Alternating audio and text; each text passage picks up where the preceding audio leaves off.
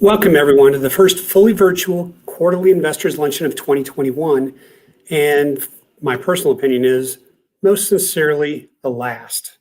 Before we get into the program, I'd like to personally recognize Danielle Casey for her seemingly boundless energy and attitude with which she has attacked her duties for her position as AED's president since coming on board. I can't wait to see where we're at 5 years from now. Next, I'd like to take a moment to recognize new member organizations that have joined AED already this year. At the turquoise level, they are AIC General Contractors, J. Rosen Group, Ranch Joint Venture LLC, Carr, Riggs, and Ingram. At each of our quarterly investors luncheons, we honor long-term investors by recognizing them as AED legacy members. Today, we're recognizing the Coronado Center for its 30 years of continuous membership with AED. On behalf of Coronado Center, we have Randy Sanchez, Senior General Manager, receiving the certificate. Coronado Center opened up in Albuquerque in 1964 and continues to be New Mexico's largest shopping center, featuring over 150 retailers, including Macy's, JCPenney, Kohl's, and the Cheesecake Factory. Coronado Center has continued to reinvent itself over the years, with several renovations and expansions, attracting first-to-market retailers to Albuquerque, including Fogo de Chao, opening in fall of 21. Coronado Center is proud to remain ingrained in the fabric of our community. Thank you to Coronado Center for your ongoing commitment to AED and to advancing our city's economy. Now for a bit of a somber moment, I'd like to ask you all to join me briefly in a celebration of the life of longtime AED supporter Larry Willard. Here's a message from Michelle Coons of Washington Federal Credit Union.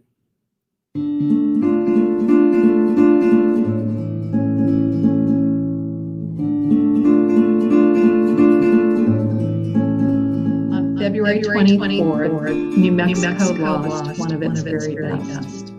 I am honored and humbled to speak to the members and guests of AED today about Larry Willard and what he meant to so many of us. If you read the article about Larry in the Albuquerque Journal on March 3rd, or you were able to see his obituary, you would have learned that he was described by friends as a visionary, a mentor, a philanthropist, an agent for change, and a tireless civic leader. I first met Larry in 1985 when he came to New Mexico to run United New Mexico Bank as its president and CEO, which became Norwest and then later became Wells Fargo. Larry retired as CEO of Wells Fargo, New Mexico in 2004.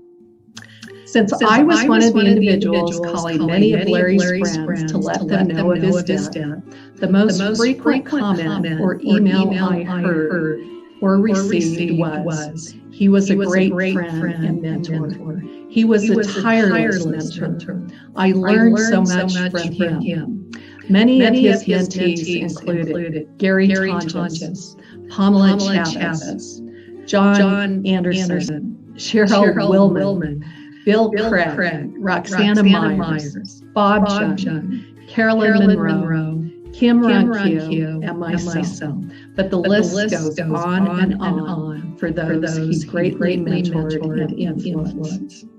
Larry often saw the vision and potential in all of us before we saw it in ourselves. One of my favorite tributes to Larry was in 1995 when he was presented with the Boy Scouts of America's Great Southwest Council's highest honor, its Distinguished Citizens Award. The program that evening said the following: "You cannot define Larry Willard by his titles, though he has many. You cannot define him by his involvement in the community, though it is great. You cannot define him by his accomplishments, though they are extraordinary.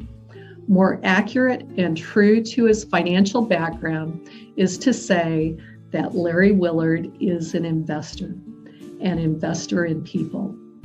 To know him is risky, for he has the uncanny ability to reach inside you, show you what is good, and convince you to never settle for anything less than the best that you can be. Helping others grow is more than just his personal philosophy.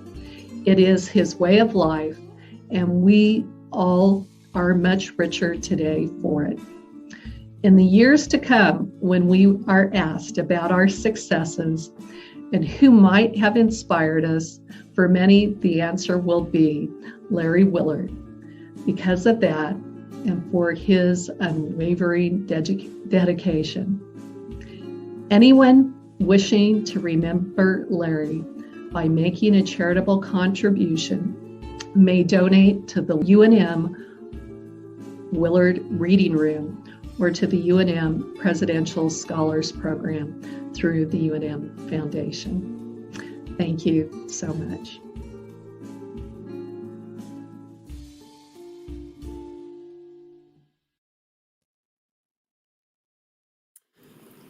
Those are wonderful comments, and I apologize for the audio and part of that, but clearly Larry was an inspiration to many, and he will be deeply missed. But as we honor those that are driving forces in getting AED to its current successful stage, I'd like to shift gears a bit to now talk about our future. The strategic planning process underway is the single most critical effort we undertake in deciding and driving our region's economy. We're nearing the halfway point in the process, which has been made possible by our amazing sponsors who are making this work possible. I would like to specifically point out Bernalillo County, New Mexico Gas Company, and PNM for their sponsorships. As you can see, we had a number of additional amazing sponsors making this effort possible. Thank you to all of our sponsors. Already in this process, 3 stakeholder roundtables have been held with dozens of total attendees, and 25 one-on-one interviews have been conducted. Initial cluster competitive analysis data has been presented to the Strategic Planning Task Force.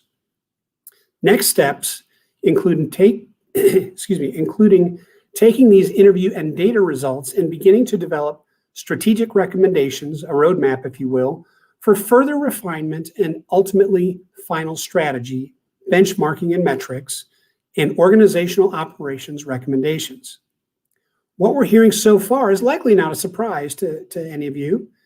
Things like, and I'm quoting, we need to take a brutal look at how we are viewed by outside decision makers and opinion leaders. We must fully understand our limitations and work hard to eliminate or minimize them. There is consensus on the need to diversify the regional economy with and through private sector capital investment and job creation. AED must ensure that strategy is built on data and analytics and makes an airtight case as to why building the private sector economy is critical. It has to focus on execution, a long-term, sustained execution of the most important economic development initiatives. All of those are great comments. The greater Albuquerque area, like the state of New Mexico as a whole, is facing significant challenges, not only due to a lack of economic diversification, but also due to the severe impacts of COVID-19.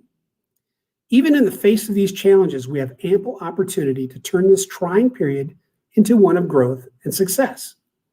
We're an attractive state and location for remote workers, as well as for companies seeking a new frontier, either for startup or expansion.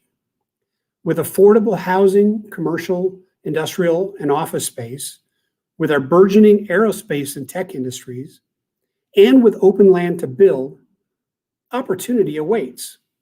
Without a driving why or a clear path to achieve economic goals, our opportunity for growth and future economic stability will likely stall. And ultimately, companies considering locating here don't often call to say, hey, we looked at your state, but you're not competitive, so we're going elsewhere. Instead, we'll hear silence. We should not have to settle for mediocrity. but should be set apart for our region's excellence and exceptional qualities. Data analysis shows that on a national scale, our market has tremendous advantages and fares very well in overall comparisons. Yet, in direct comparison to our Mountain West neighbors, we're near the bottom of the pack in competitiveness. Within this challenge exists possibility. With an extremely low vacancy rate in industrial space in the region, as compared to our competitors, we are being noticed as an emerging market. As a region and as a state, we must come together with shared goals and a shared vision to leverage our advantages instead of allowing obstacles to stop us.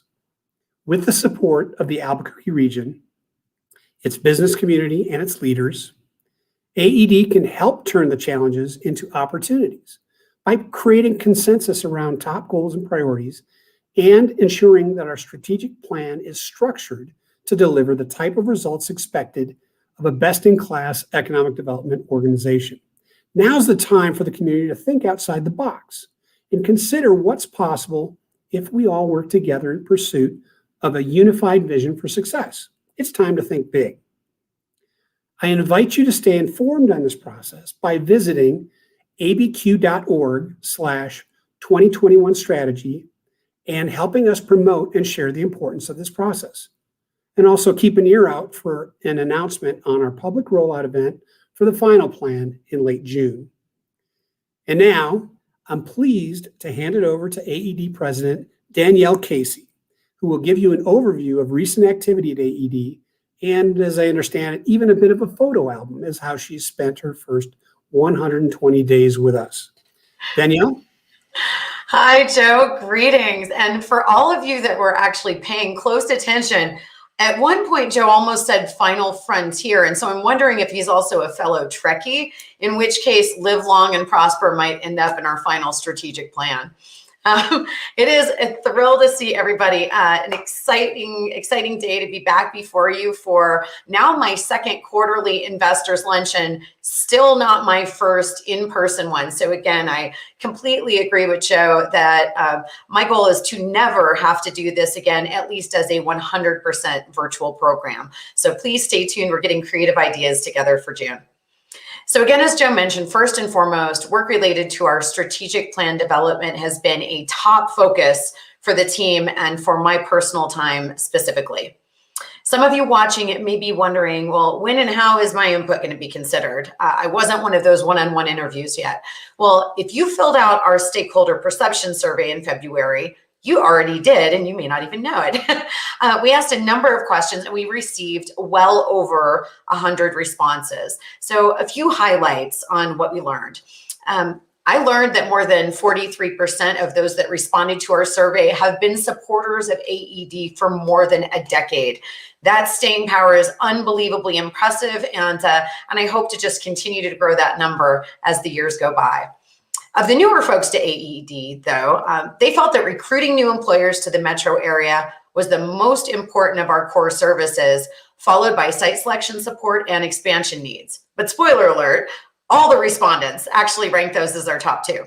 The lowest priority items by everyone filling out the survey came in as B2B referrals and networking programs. So while we know that those programs are very important, I also very much appreciate that clearly our supporters and investors in AED get what it is that our core purpose is to advance. However, it was very interesting to me that if we filtered those who are with AED for less than 5 years as members, regional marketing and brand building jumped to a really strong number 2. So this is tremendous insight to me, which also reinforces our core mission as a regional EDO in marketing and getting the word out about our great assets in Greater Albuquerque, not only to our local community, but to everyone else out there who's either saying negative things about us or even worse, saying nothing at all. So it's interesting to me, however, that our assets driving our future, when we asked folks about those, weather was mentioned 13 times while workforce was only listed 4 times. So we're going to talk a lot about that in our strategic plan and hopefully have more conversations about the importance of workforce and labor. Although I'm not going to lie, the weather is pretty darn awesome. We also asked you all to tell us what success looks like in 5 years. How do we paint a picture of success? If you heard somebody talking about us, what would they be saying in 5 years? Overall, in our areas of top performance in many, so you'll see some of these: business, better economy, all of those great buzzwords and phrases. So these are all things that we're talking about and making sure that our strategy brings us to in the future. Regional marketing and brand building, value proposition development, and advancing economic inclusion received the lower scores, or really areas that we need to continue to enhance and continue to put more engagement and more energy into. And so know that we are excited by this. I see this as a great opportunity for our efforts and very informative as we consider enhancing our regional approach to economic development. Finally, you all seem to really love our e-newsletters and other information sharing, and we're hearing that there's opportunity to do even more with our ambassadors.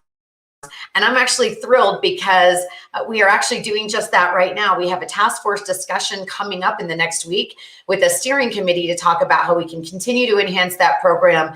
And as the president of AED, what I would like to see us doing is figuring out a way to educate anyone and everyone in the community who wants to learn about economic development and the purpose of AED and regional economic development, to bring them into that fold and get them in those conversations. More than 50% of respondents also cited that their primary reason for investing in AED is a commitment to contributing to the positive growth of the overall community. And again, I want to commend all of you, because that ranked far higher, even above that of direct personal or business benefits. So thank you all for your support, your philanthropy, and your belief and knowledge of the criticality of our mission.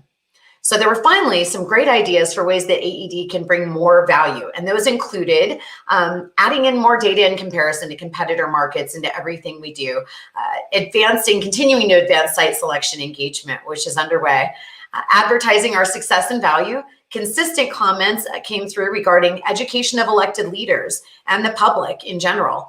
And then finally, promoting job opportunities available to residents in the region. And we have some ideas on enhancing tools in that regard as well.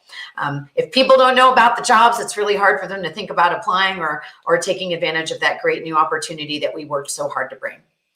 If you are not one of the people who offered your comments on these items, it is certainly not too late.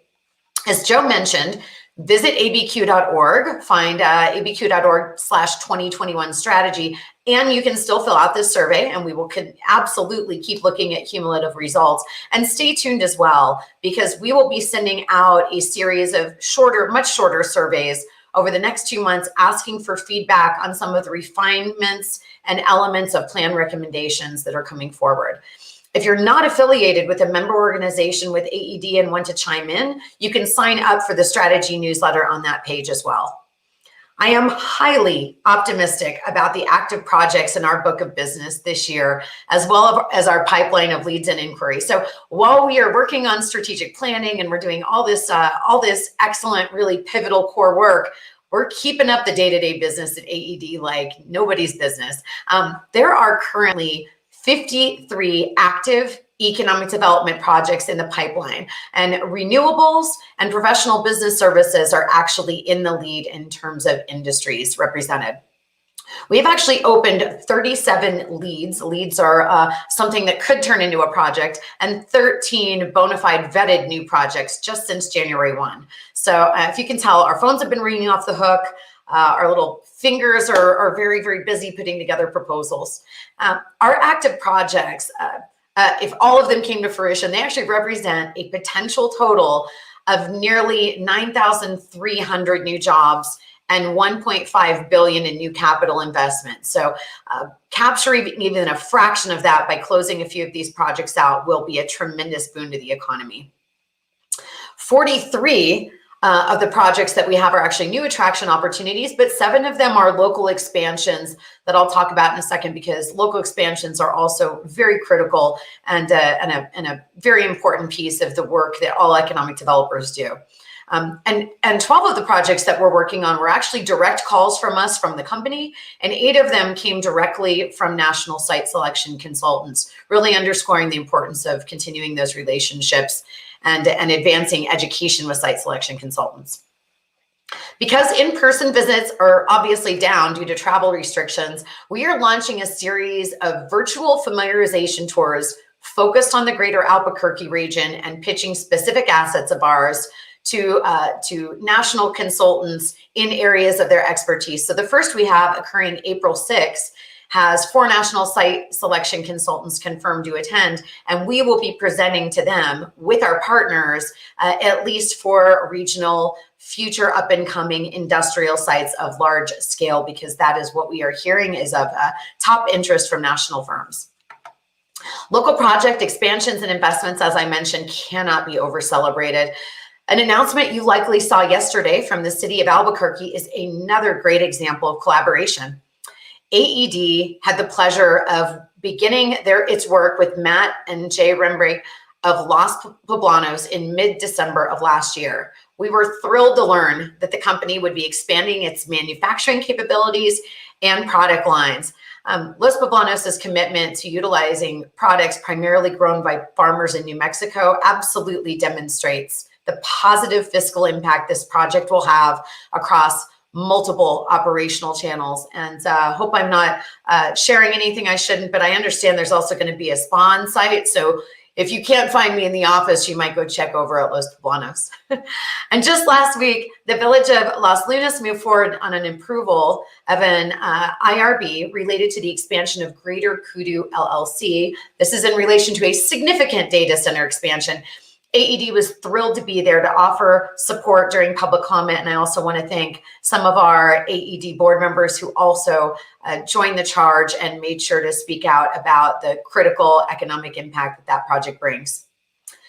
Since I last reported to you in December, oh gosh, local companies assisted by AED's existing business team have been awarded a little over $1.7 million in state JTIP funds, training more than 180 new employees. And this average wage is $26 an hour. So these are definitely the types of jobs and wages that we're excited to bring to the area. This adds about $8.6 million in new payroll dollars to the local economy. So congratulations, existing business team, and to all the companies and the state for making these wonderful awards.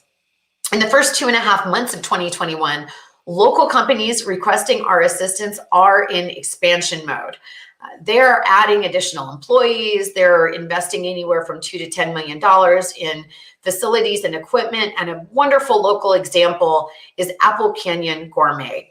This is a Native American female-owned boutique specialty food manufacturer. They offer tons of brands and private label co-packing. I hear from the team that Steven Spielberg is a big fan, so clearly he's got good taste.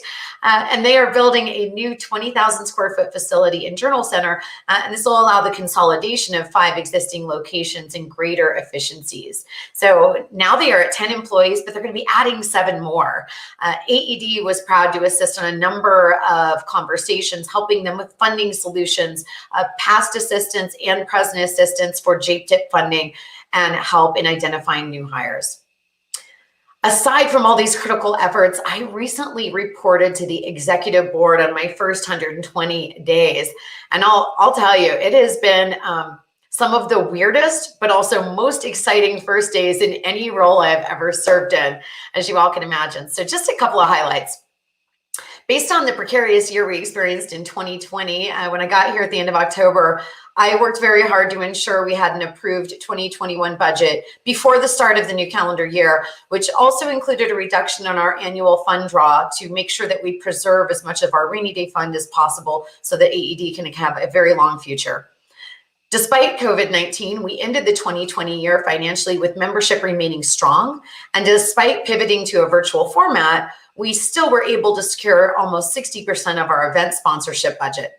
And we earned 77% of our original projected revenue, but we also dramatically underspent, coming in overall under our net expenditures. that we'd predicted for the year. So congratulations to the team and the wonderful management and conscientious work on the part of all AED staff. And I'd like to specifically as well commend Beverly Cruz. Our annual action plan was put together so we could talk to our board about what we were going to do during this 12 months while we put together a strategic plan, which in the future, our annual action plan will be measured against and designed to support. We've created personnel annual targets and staff goals, and then we've even begun phased staff reentry into the office. So on any given day, you will likely find at least 1 or 2 people at AED's offices. We're doing so safely in a very distanced manner and also following all protocols. But boy, is it wonderful to see each other every day when we go in, and there's no substitute for the brainstorming and creativity that happens one-on-one. There's been a need for seamless communication and integrated data, which led us to modernize our internal systems, converting us to a unified central cloud database and tools. That might be the most boring thing I'll say all day to all of you, but what I will tell everyone is what we are doing is trying to work much more efficiently, and so that we can serve all of our members as well as all of our clients in a much faster way, a slicker way with better data and tools and quicker response times. Obviously, we've done a million Zoom meetings. I've had the pleasure of presenting to tons of organizations, and basically I've been on an ABQ world tour. And we launched the first ever regional economic development pros meeting, at least the first ever since I've been here. I'm very excited about this. We invited all of the economic development professionals that have a dedicated role in economic development in our region. To me, this is truly a key building block for regional collaboration. Everyone being at the table and sharing and talking about what our initiatives are and making sure we are working together and singing from the same sheet of music. As I mentioned, our site selection outreach strategy and invites have gone out with our first program in April and many more to come. I also want to congratulate, for those of you who may not be aware, that we did bring on a new business development team member, not new to New Mexico, but new to AED, Grant Taylor. Congratulations and welcome. I believe he's at week 7, maybe week 8 now. And he is just hitting it out of the park and is completely dedicated to all the work we're doing. And so if you haven't said hello to him, please do so. And we are also launching new marketing strategies, doing a lot of paid social media on the back end and targeting clients in a new and creative way, and in ways that we can really measure and track our success and then test our messaging. And then finally, revamping the back end of our website was something that we had to do before the end of the year due to some changes in product support. So now we're also doing a number of great enhancements to the site. You'll see us rolling out better community page information. We are improving our board member listings and our staff listings, et cetera. And you're going to hear about new tools that are going to be living on our site here in just a little bit today. But mostly, since the beginning of the new calendar year, I've had the chance again to start getting out and about. After the holidays, people just kind of seem to want to get out there and connect, which is wonderful. I've been sporting all kinds of different fabulous, masks so I can keep the outfits going. But I wanted to share a little bit of my personal photo album and some of the highlights. So Elena, if you will bring up my photo album, that would be great. Again, I mentioned dozen or so. Oh, wait, no, that's Sophie. That's my dog, Sophie, not that. Oh, yeah, hi, honey. Oops, that's what happens when you give your team your photo album. Anyway, I've done probably a dozen or more site visits to partner locations, Quail Ranch, tours of CBRE, visited Mesa del Sol, had a great tour of the airport. This is the Aerospace and Technology Park, a new monument sign. Super excited to help promote this property. I made a wonderful office visit to NAI, and this is my awesome friend Genevieve, and I will let you all decide, is Genevieve tall or am I short? A clue is that she was a basketball player and I was allowed to walk the track during basketball. Let's see, a local icon, apparently that needs to be stocked. I found this in my wonderful adventures of getting my car washed, but it's a little sparse, so I was not able to procure the right take-home items to display in my home office. So we'll get them working on that. There was great commercial real estate tours and proof here that we did so safely, thanks to the CBR team for showing me tons of really cool products and opportunities around the region. I got a great tour with Carlos Garcia in this amazing, probably coolest neon sign collection in the world. I asked him if I could just set up shop and put my office and my desk in the corner. For some reason, he wasn't willing to give me the full-on set of keys, but he said I could come back whenever I wanted as long as I asked properly and had a guided escort. Let's see, this next one is me on tour of the entire region. I did not get left in the desert, although it's possible they considered it. What a tremendous view of the mountains looking back at the Sandias. And then this next photo is proof of what a terrible photographer I am. This is New Mexico Transloading. I swear it is. They are doing tremendous work, and especially if you're watching any of their posts, the wonderful things that they were doing, especially during that massive cold snap in Texas, helping get product out, is just really impressive. And the foreign trade zone they have on site is a wonderful asset. So finally, last but not least, I have been able to start exploring the wonders of local cuisine, and our dear friend and longtime supporter of AED, John Garcia, was kind enough to take me to lunch at El Pinto and give me a tour. I think there's a picture of us grabbing a shot together in the lobby. Elena, is that? There we go. Look at that, me and John. What a good time. All right, everybody. We have two fantastic featured speakers today who will each give us a brief overview of their operations and decisions to locate and grow in Greater Albuquerque.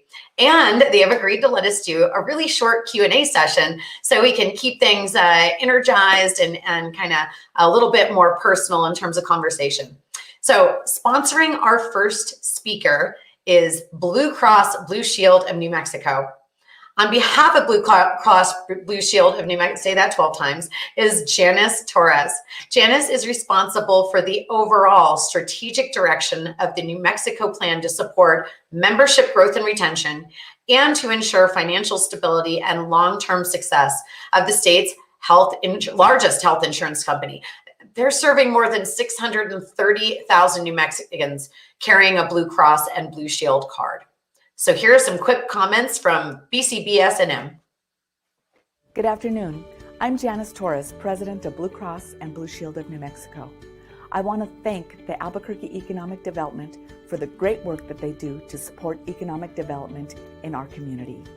AED is especially important to us because it promotes the success of Albuquerque by creating an environment for quality job growth and increased financial opportunities for local businesses and families. Blue Cross and Blue Shield is one of the largest commercial health insurers in New Mexico, with more than 1,700 employees serving more than 660,000 New Mexicans who carry a Blue Cross and Blue Shield card. For more than 80 years, we have had a tradition of commitment to addressing pressing health and social challenges facing our state. I see that commitment through our employees who are dedicated to serving our members each and every day. I'm so proud of our employees who truly believe in advancing our purpose to stand with our members and all New Mexicans in sickness and in health. I also see our commitment to the community through our statewide outreach and investments. Now, it is more important than ever for us to support our communities and our members. As infections from COVID-19 began spiking and New Mexicans followed stay-at-home public health orders, our employees looked for opportunities to connect with our members and the community to ensure that their needs were met. Our employees made personal phone calls to our members to help assist them with their social needs and answer any questions. Employees donated funds and essential supplies to support the Navajo Nation in response to the COVID-19 pandemic. They wrote notes of encouragement for residents and staff members at senior living facilities. This is just a small example of our mission in action every day. Last year, we donated $1 million to address the needs of New Mexicans impacted by the COVID-19 pandemic.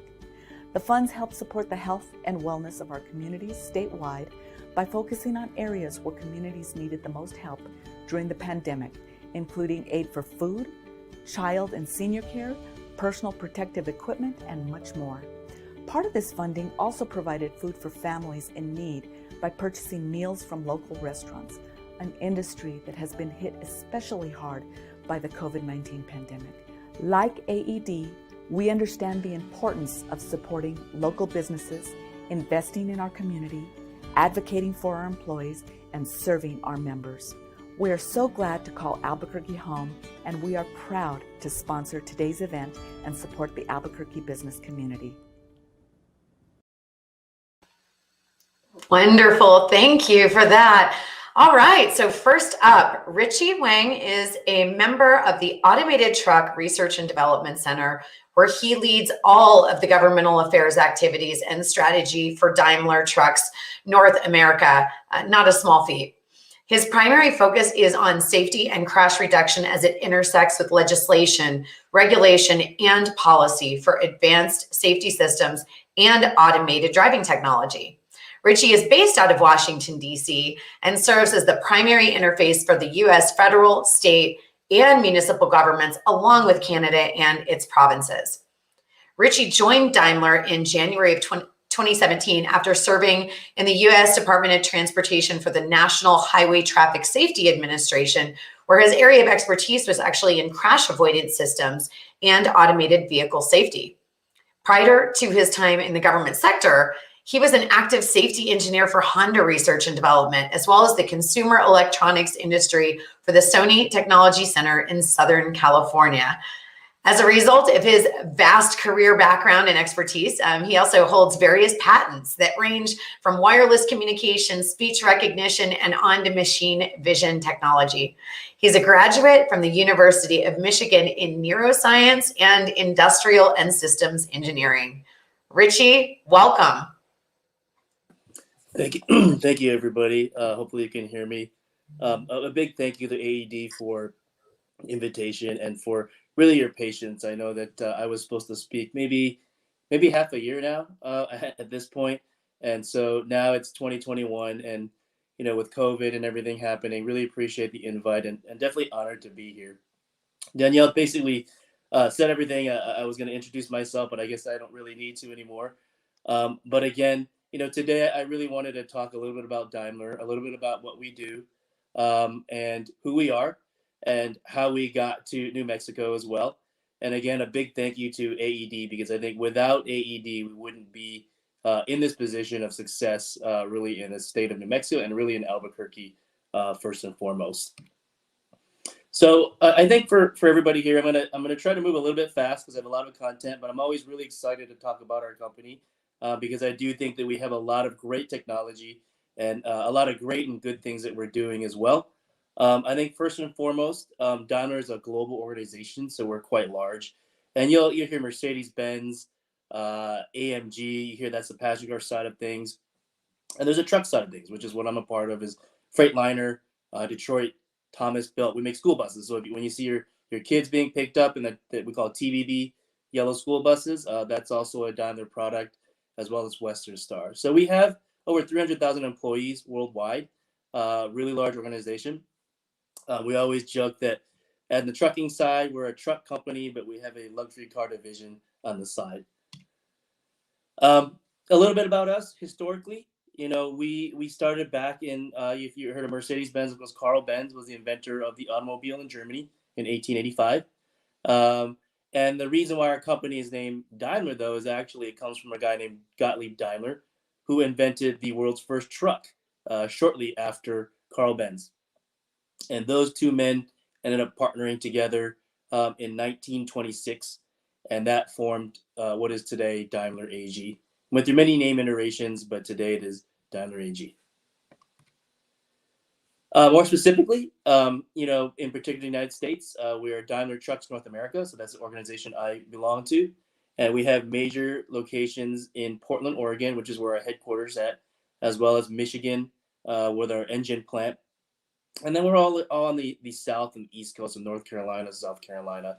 So we're sprinkled across the United States. We have a pretty big footprint.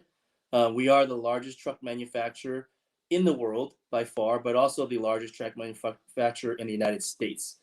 So we have about a 40% market share in the United States. When it comes to semi-trucks, we have about a 55% market share. So we're talking about Class 8, the trucks you see on the freeway, that's us. We are definitely the leader in that by far. And so there's a lot of notables, I'm going to get to that as we go through the presentation. But the two key things that we are focused on is safety and efficiency. Those are what we always invest in and what our engineers and our entire organization puts forth the highest priority. And without safety, our trucks can't operate in a trusted way on public roads, and without efficiency, the trucking industry, doesn't benefit. We need to produce vehicles that are, customers can operate and can benefit from in the end as a business. So there's three areas I do want to address today, which is automation, electrification, and connectivity. In addition to safety and efficiency, these are the three areas that are vital to our success because they are the future. And I think that maybe our competitors would agree as well that these types of things and these topics are where all the investments are going in as an industry. One of the things I do want to highlight is that, we always get asked this question, and I bring this up is because, for Daimler, with these new technologies that we're trying, we're not afraid to give up on things that don't work and things that, don't provide the benefit. And first and foremost, we're a practical company. So if it's not practical, it doesn't provide value in the real world, that's where we decide that we can actually give up. It's not a bad thing to give up at a certain point. So one of the things I wanted to highlight, because we get asked this question all the time, is platooning and truck platooning. And, we decided not to commercialize it back in 2019, 2018. So we announced that basically because there weren't really any fuel efficiency benefits that we really saw. And you don't see two trucks really going in the same direction from fleets. And you don't, with the decoupling kind of attachment, reattachment of these platoons, we had two trucks in our platoon. That really was not beneficial when you're speeding up and slowing down and going through large cities. So again, point being here is being practical is the key, and we did not see any practical benefits. And I know there's some discussions we've had, within New Mexico about platooning. So I think just for an educational piece, we always bring that up, is that we don't work on platooning anymore to this day because there isn't a real world benefit. The first topic I do want to talk to you guys about is the automation. So I think that is really one of the most exciting parts of our organization, and probably the most exciting part of us being in New Mexico as of right now. We hope to expand on that, but I think as of right now, automation really is the key. And the reason why we go for automation is that we believe that when you take these, we wouldn't say moonshots because it's very possible, but there are definitely stretches in engineering and sort of technical expertise that along that way, we're going to accelerate safety technology. So again, going back to our pillars, safety is number one, reducing crashes, saving lives. That's all a high priority. And by stretching ourselves and taking a shot at these high levels of autonomy, develop technology along the way that could be productized and save lives. And a perfect example of that is back in 2015, we actually had the world's first automated truck and the first licensed truck on a U.S. public highway, and that was in Nevada. So we had a partnership with the state of Nevada back in 2015. This vehicle here is called the Freightliner Inspiration. And the Inspiration was sort of a concept truck that, we were just trying to prove out the technology, that it was viable and feasible at that time. Seems like eons ago, 2015.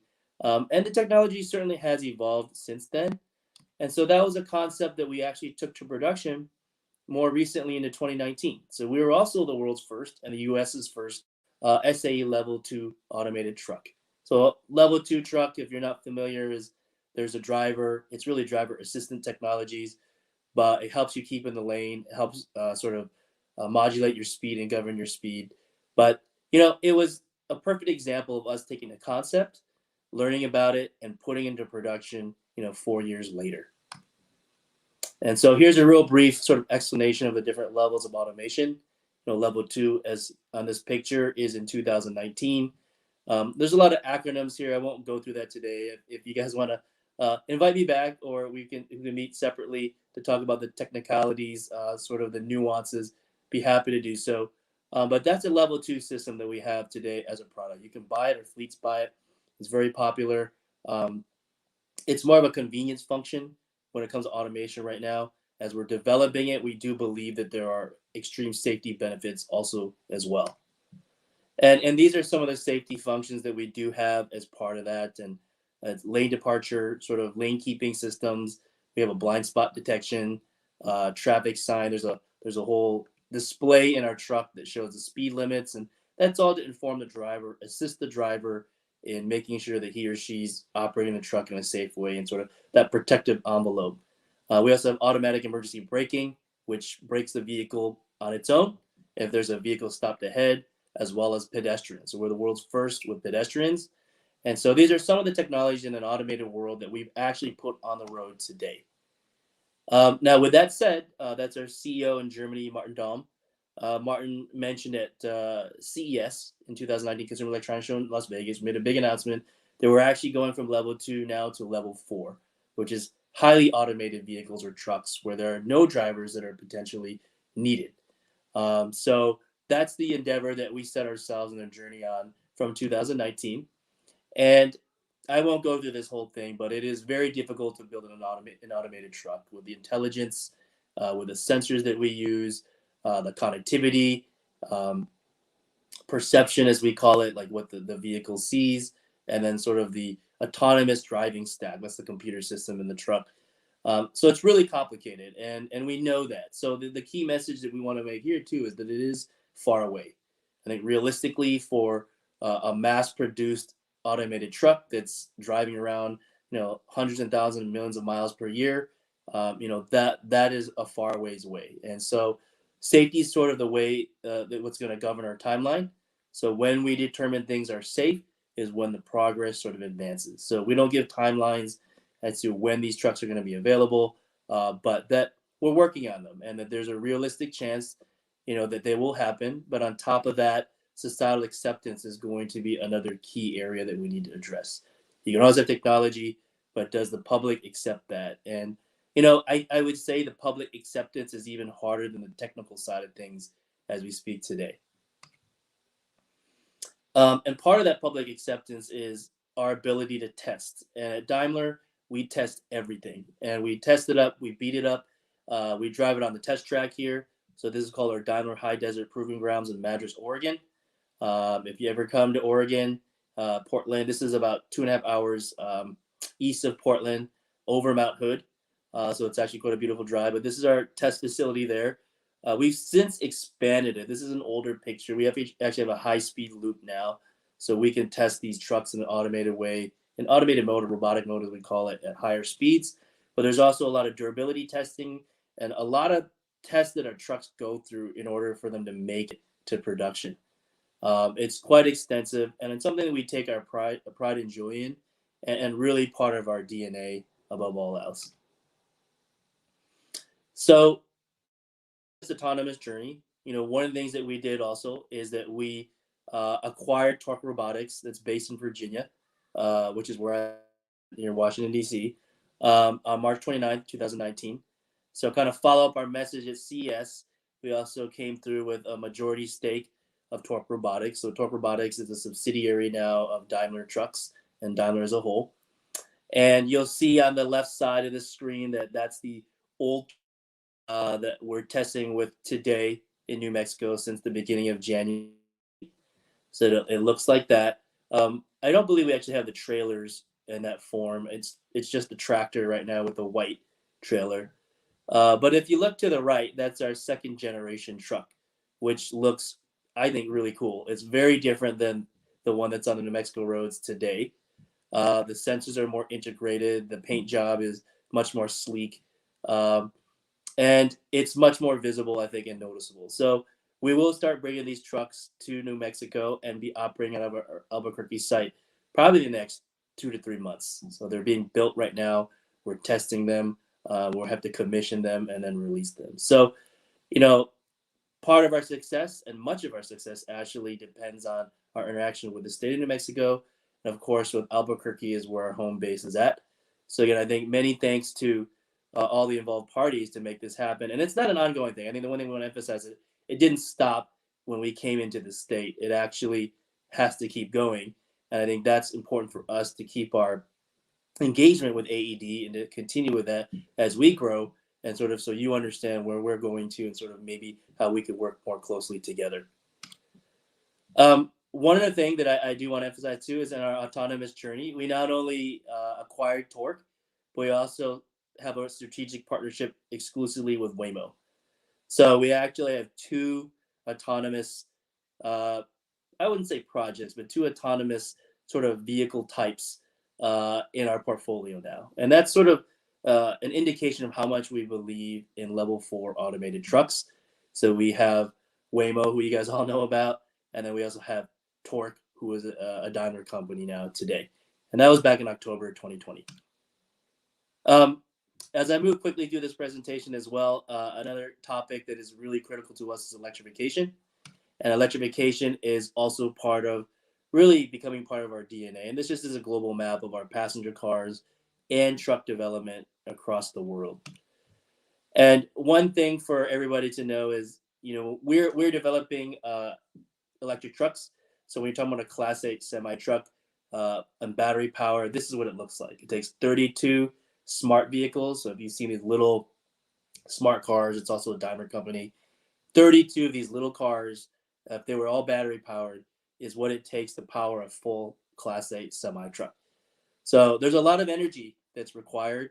We're still early. We start production next year on electric trucks. And I think that's important to note, because that's sort of where the future is going. You see with this administration, you see with various states, and this is our truck lineup in North America. So we have a electric school bus, which actually we signed the largest deal very nearby here to me in Maryland for electric school buses. And the school bus sort of area is picking up because of the use cases for buses. We have the E-Cascadia, which is in the middle, the Class 8 truck that I mentioned, the amount of battery power that's required. We have an EM2 box truck that you see there on the side, on the right side. And on the far right side, the MT50, it's a step van sort of delivery, short haul delivery. So last mile, that type of thing. So we have kind of the whole gamut of vehicles when it comes to transportation that's being electrified today. And so at some point, maybe electrification, automation, there'll be a convergence of that. But I think that for now, those are two separate paths that we're taking in, but very important paths that we have to invest in for the long term. And just the key thing on this slide is the biggest thing for us is the RCO, which is called the real cost of ownership. So I think one of the things for AED to be aware of when we get to electrification is what it really takes to operate these vehicles. And I would say that for autonomous as well. What are the real costs that an owner has to pay, other than you get these fuel economy benefits and mileage from it and low emissions, zero emissions, I should say, as a result. Those are great sort of high level benefits. But at the end of the day, there's a lot of costs, maintenance, the battery disposal, residual value of these vehicles, what it costs compared to diesel today, which is a lot cheaper still. So that's one thing that is important to note in this whole charging infrastructure, which usually falls upon at the state level or municipal level to kind of make these things happen. So this is an ecosystem that we have to develop for trucks, for electric trucks. It's not one truck, it is everything. And I think with autonomous, it may very well be the same thing. Working with New Mexico, with Albuquerque, there has to be some level of partnership that occurs, for the success of these vehicles at this early of a stage. So the final topic that I do want to talk about is very brief, and this is connectivity. And so we have one of the most connectivity or connected systems out there called Detroit Connect.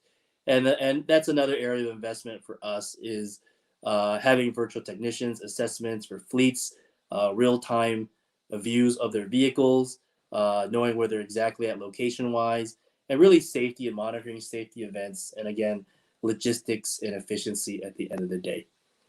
So I think with that, I maybe am over time. I apologize, but I try to move through as fast as possible. Again, thank you so much for the invitation today, and looking forward to continue our conversations from here on out. Wonderful. Thank you so much, Richie. Don't go away, because we're going to have just a quick Q&A at the very end here. But next up, sponsoring our second speaker is Nusenda Credit Union. So on behalf of Nusenda Credit Union, we have a new AED board member.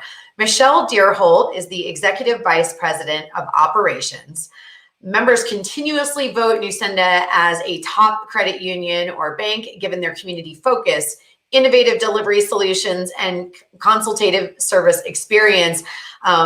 Obviously, because I see them absolutely everywhere. Here are a few quick words from Michelle.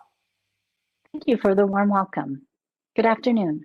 I'm Michelle Deerholt, Nusenda Credit Union's Executive Vice President of Operations, and it's an honor to be one of the newest members of AED's Board of Directors.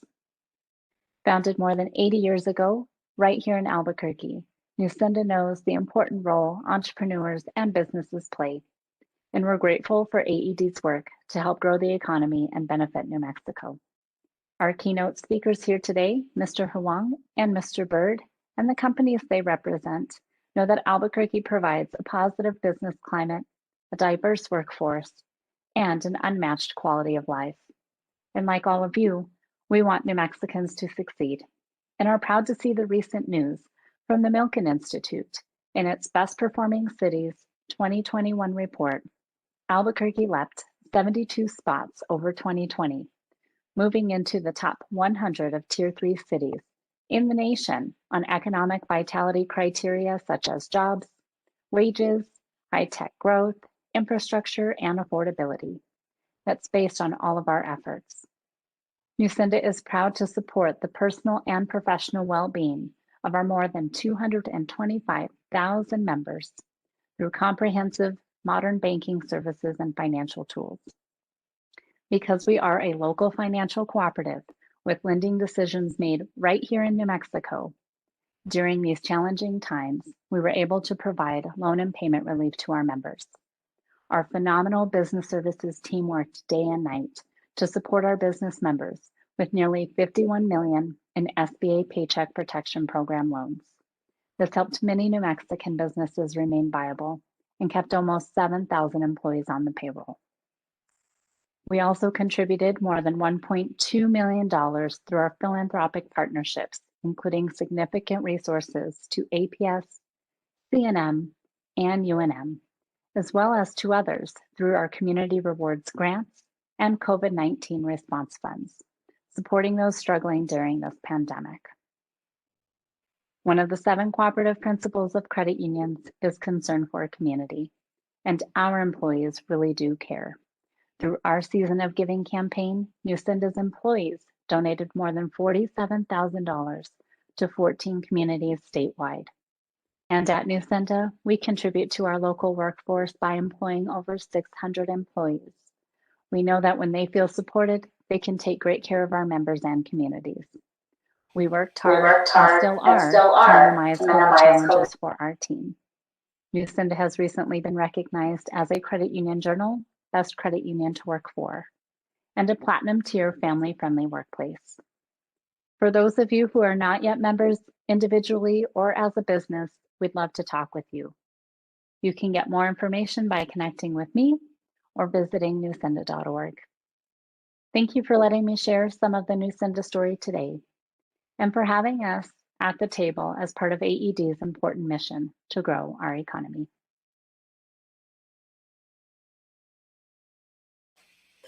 Thank you for your tremendous support. So coming on stage is Louis Bird, president of Lanks Industries, the largest manufacturer of radiation shielding and containment products serving the United States Navy, the nuclear power and hazardous waste cleanup industries, and the pharmaceutical sector in the United States. They are all over the place. He previously served as a general partner of the private equity firm Opportunity Capital Partners in Fremont, California. He was also plant manager of Talco Metals in Philadelphia. And Mr. Bird earned a bachelor's degree in economics, love that, at Harvard University, and an MBA degree in general management at the Harvard Business School. He can certainly teach me more than a thing or two. Louis currently serves on the board of directors of the Roberts Enterprise Development Fund in San Francisco. This fund supports the for-profit arms of nonprofit organizations and creates jobs for individuals facing the greatest barriers to work, including people who are formerly incarcerated or homeless, young people who are not in school or working, and those who live with mental health disabilities.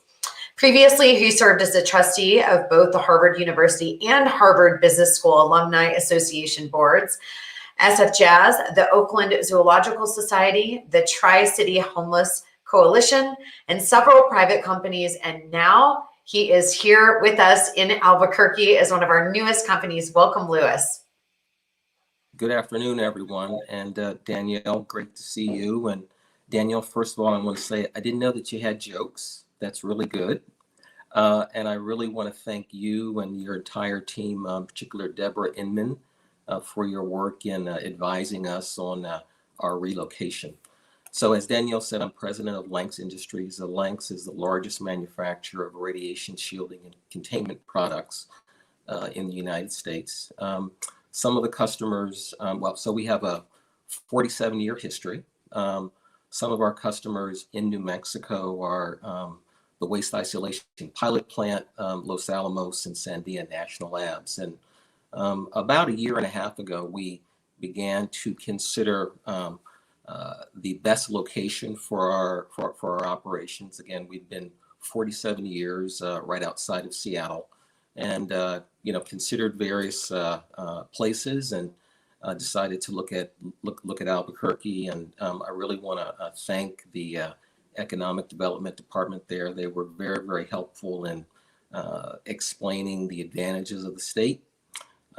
We came and looked at several sites, and last year purchased a 26,000 square foot building in Albuquerque. And actually just about a month ago began our operations there. So and as you see, as Danielle mentioned, you see on the slide, those are some of our customers, some of the industries that we serve. We basically, you can go to the next slide. We basically make a variety of products out of a plastic film and metals that are used to shield and contain radiation. Custom protective clothing is something that people typically think of. We make, you might say, very high-end and expensive protective clothing, not the kind of thing, not the kind of things that you would buy mass-produced. And again, you can go to the next slide. Our radiation shielding line is typically used by the U.S. Navy. They're used to shield aircraft carriers and submarines, which are all powered by nuclear engines. And so we have about a 80% market share in this area. The next slide, you'll see a new line of radiation shielding that was developed a few years ago that is a little bit more cost effective, and something that we developed and happy to bring to Albuquerque. And again, we are producing these there right now. The next slide, thank you. Sort of our bread and butter are containment products and tents that are made out of various forms of plastic film. And this is an example of, sort of a traditional product that's used by a site that's again allows workers at facilities like this to handle radioactive waste, either handle it or allow it to be stored safely, typically hundreds of miles away from people, which is what the U.S. government wants. You'll see, and again in these next slides, just other examples of these types of products. This is an example of a product that we have developed for the pharmaceutical industry, something that we think will be a growth sector for us. So yeah, and really typical product that's used to allow workers to safely handle this material. Again, just other examples. We make very, very large tents that are used at nuclear sites. And actually, with the COVID-19 breakout issue, we began to manufacture tents like this for hospitals and other medical facilities as they unfortunately had to handle overflow patients and needed additional space. So these are just some of the examples of the products that we make. We hope to have upwards of 75 people or so in our facility. We've actually just begun hiring in the last few weeks. And again, just really thrilled to be in the area.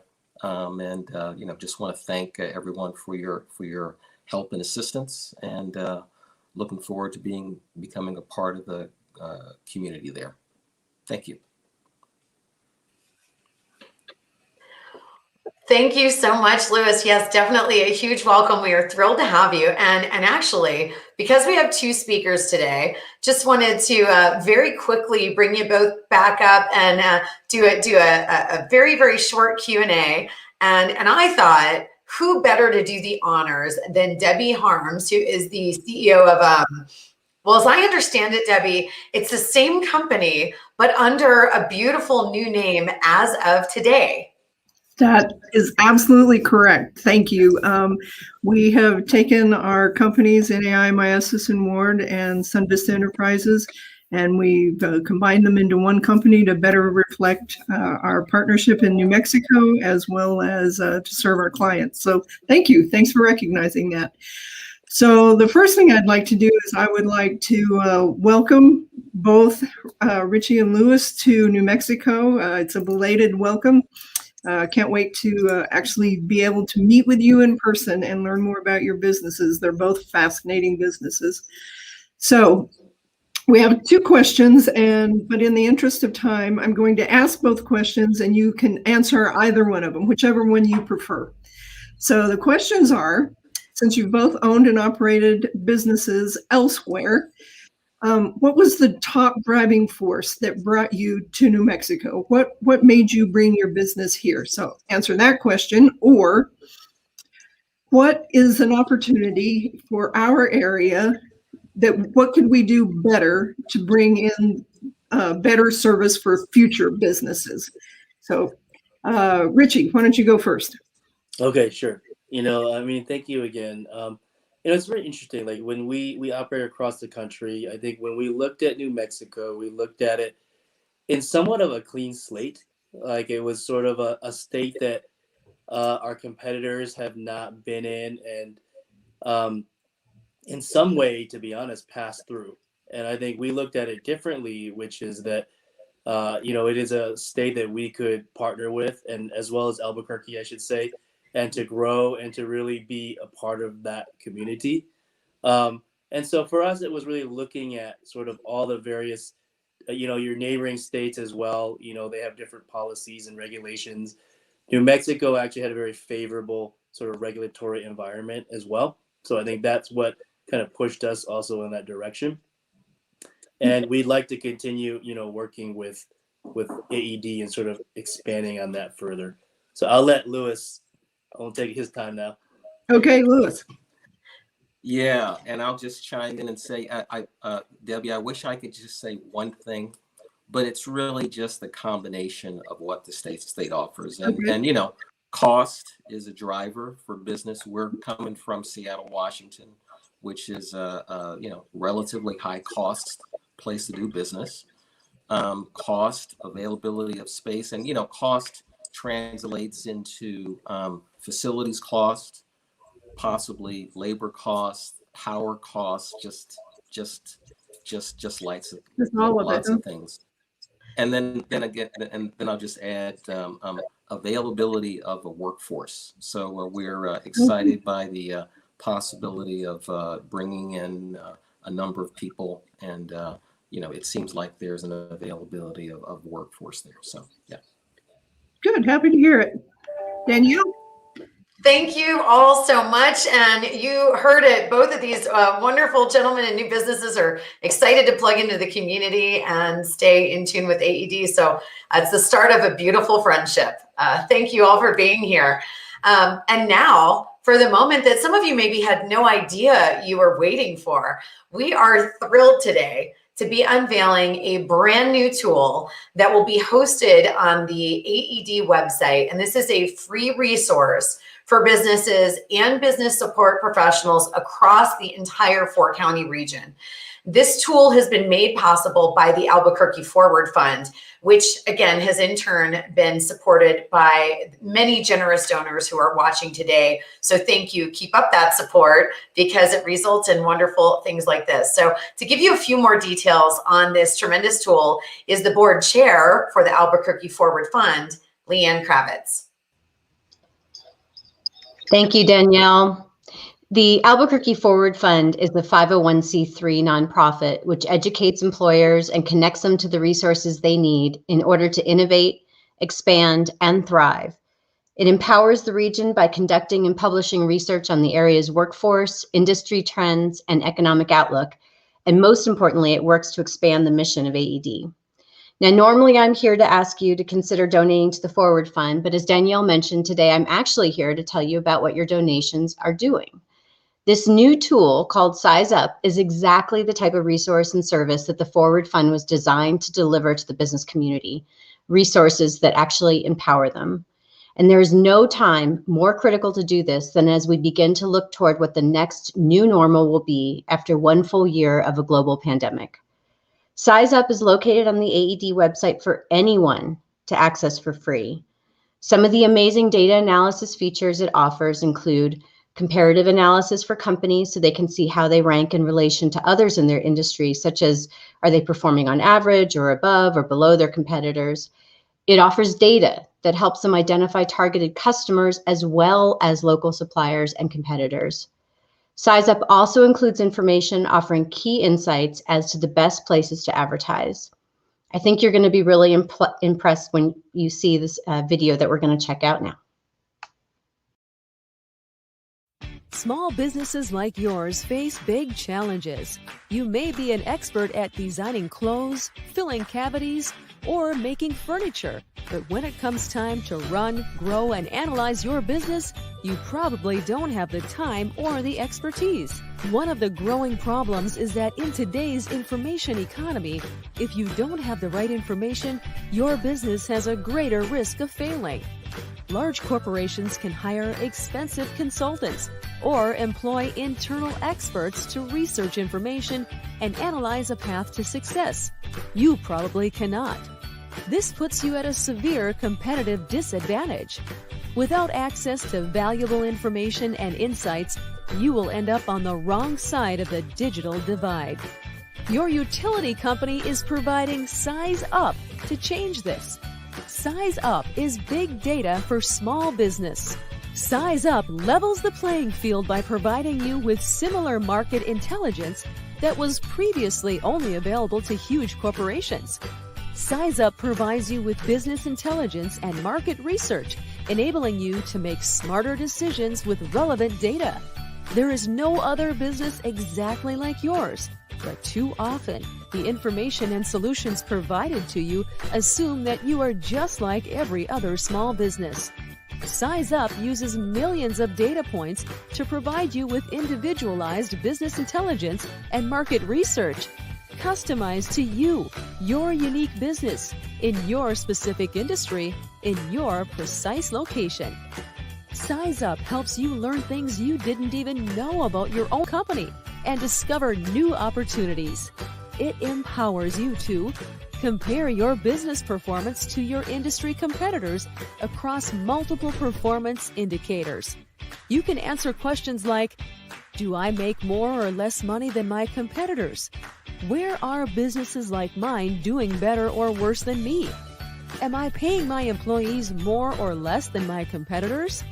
Is my business in a growing or declining industry?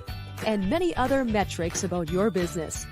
Discover potential customers, suppliers, and competitors. Identify the best locations to advertise based on industry and demographic characteristics of your ideal customer. Size Up is easy to use and simple for anyone to understand.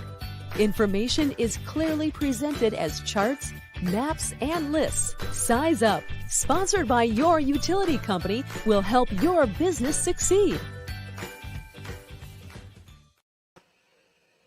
All right.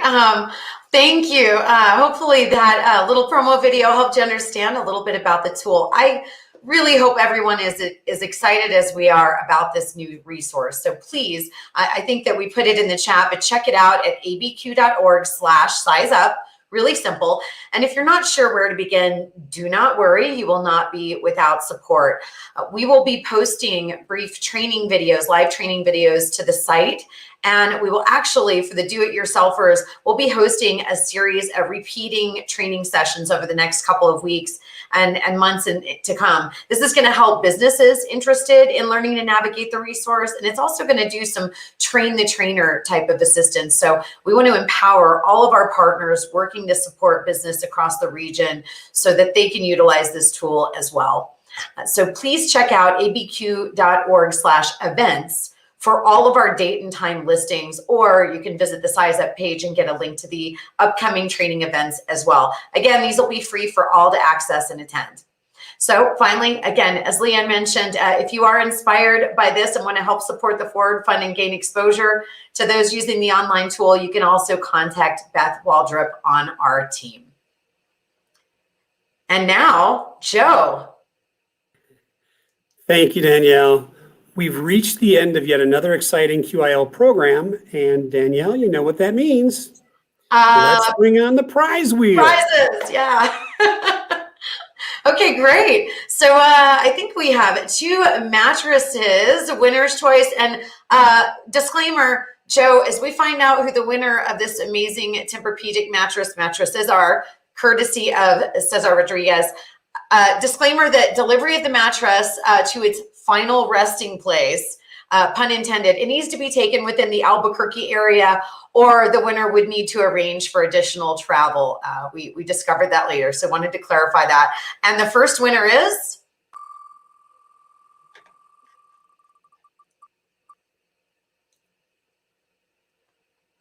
Victoria with University of New Mexico. All right, excellent. And woo, we need a good laugh tracker just in person, right? And our next winner,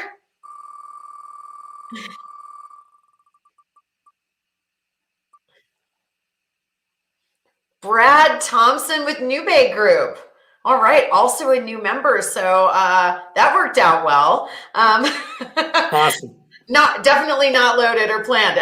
All right, and so as usual, a special shout out to the wonderful Joe Fortune, board member and also general manager at Sennheiser New Mexico LLC, as well as we want to thank Claudia Baez. She's always helping us out when we go get these headphones. So first we have high fidelity, noise isolating ear canal phones with outstanding bass. All of you bass lovers, cross your fingers and hope you win. Spin it. This is way too much fun for me. All right. Adam with Glass Solutions. Congratulations, Adam. All right. Go, Adam. Yeah, way to go. Now we have the Momentum True Wireless headphones. True Wireless. Jason with Infinity Insurance Partners. Congratulations, you are truly wireless now. And then certainly last but not least, Momentum Wireless earphones.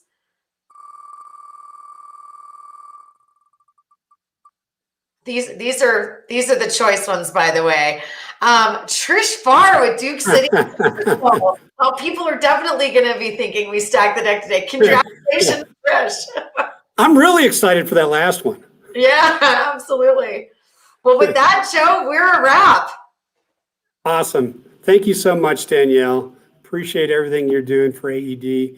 And don't forget, if you are not a sponsor of AED, send your dollars our way. We need it. Absolutely. Stay tuned. Stay tuned for newsletters. Thanks for being with us here today. And go check out Size Up. Thank you.